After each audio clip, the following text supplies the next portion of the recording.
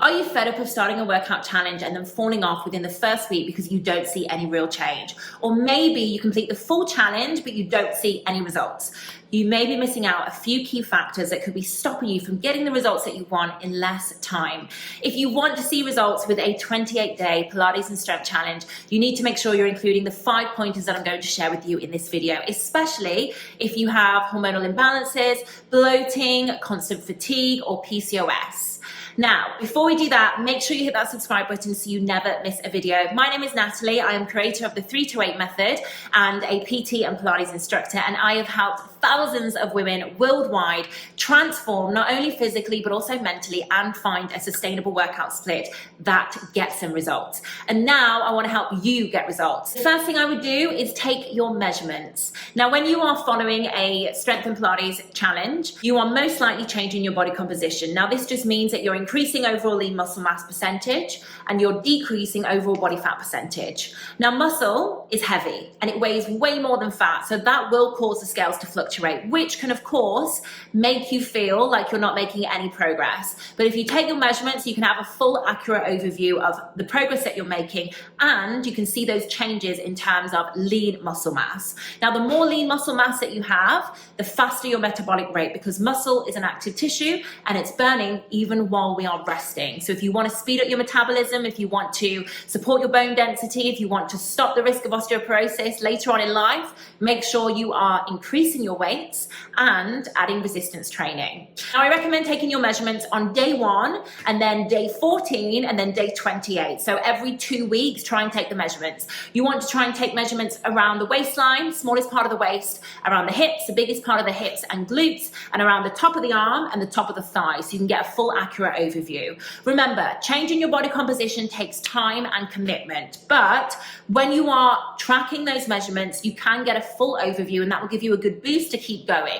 Your clothes might start to feel a little looser as you are building a lean, toned, strong physique, but don't be discouraged by the number on the scales, because it will fluctuate. You know, the number on the scales fluctuates from the start of the day to the end of the day, depending on our digestion, depending on where we are in our cycle. It's normal and it's expected. However, your measurements are pretty accurate, so make sure you're staying consistent with them, and make sure that you're not focusing too much on the number on the scales. That's not the only thing I would do. I would also watch your nutrition. You can't out-train a bad diet. You could be doing everything right, but over-consuming and moving into a calorie surplus just with your diet. So you want to make sure you are avoiding or at least reducing dairy, fried foods, processed foods, baked goods, ready meals, sugar, chocolate, anything that is not going to support you on your fat loss journey, but also not support your overall protein goals as well.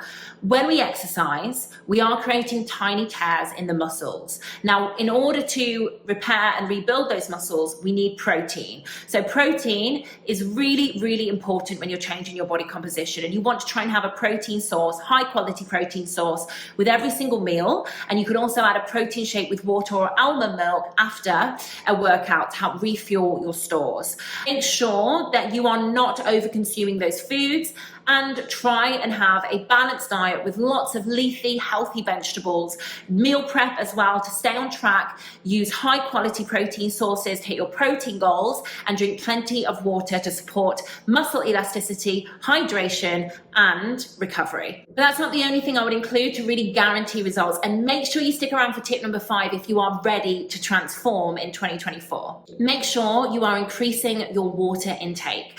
Our bodies are actually made up of around 50 to 59% of water. It's in every single cell in our body. So when you are exercising, naturally you're sweating more, so you need to hydrate and rehydrate to make sure that you're supporting your energy levels, supporting your hydration, your digestion, and also supporting muscle elasticity and recovery. When we are dehydrated, this causes our body to actually crave more sugar, salt as a replacement. So this means that you might have more cravings, that you might be binging more, and that you might be overeating, especially in the evenings.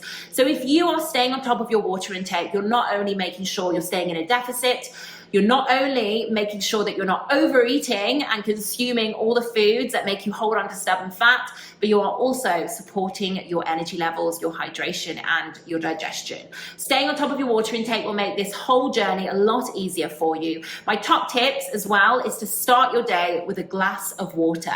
As soon as you wake up, if you think about it, you are sleeping, on average 6 to 8 hours a night.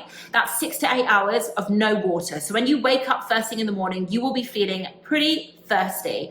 Give your body a glass of water as soon as you wake up. This will not only make it easier for you to hit your water goals, it will rehydrate you, it will re-energize you, and it will also make sure that you are giving your body what it needs first thing in the day. As you are continuing to progress with your workouts, as you are working through the challenge, you will start to feel hungrier and thirstier. So try and increase your water intake on days that you're getting a workout in, on days that you're getting a power walk in, or on days that you are taking an active recovery day, because you will probably need that extra water to support your recovery. Adults on average need at least 2 to 2.5 litres of water per day, and it is recommended to drink at least 80 to 100 ounces of water per day, even if you're not exercising. So stay on top of your water intake, get a Stanley cup, make sure you're refilling your bottles, and try and drink water over soda or fizzy drinks. Water is not only going to make you feel better, it will make you look better. It will have your skin glowing, it will have your hair glowing, it will have your digestion on track, so your waist will be tighter, you will feel lighter. So really make sure it's a priority for you. Stay on top of your water intake. It's not the only thing I would prioritize. I would also make sure that you are walking every single day and increasing your steps. A 28-day Pilates and strength challenge is not only going to improve your strength, your lean muscle mass, drop body fat, improve flexibility, mobility, and deep core strength, but it's only one workout a day. So you can't expect to stay in a deficit just by doing one workout a day. You need to increase the amount of calories that you're burning on average throughout the day to really maximize your results. So I recommend trying to hit at least 7,000 to 8,000 steps every single day without fail. If you've got longer on the weekends, or if your schedule kind of eases up midweek, try and increase your overall average to around 10 to 12,000 steps. If you think about that, if you're doing 8,000 steps per day consistently, think about what you're doing per week consistently, which is really going to compound over the full 28 days. You can't rely on one workout a day to stay in a deficit. And the more that you are walking and increasing your overall calorie expenditure throughout the day, the more calories that you're burning, the easier it is to stay in a deficit, the more that you're improving your stamina, the more that you're improving your cardiovascular fitness, and also burning the visceral fat that surrounds the lower tummy, which is really hard to shift, but you can shift it by doing steady state continuous cardio, which is exactly what walking is. So try and add 3 power walks per week for at least 20 to 30 minutes a time, and try and hit 8,000 steps per day, and that will take you into the 3 to 8 method, which will literally transform your life. On average, you burn around 200 to 300 calories a day by walking just 8,000 steps.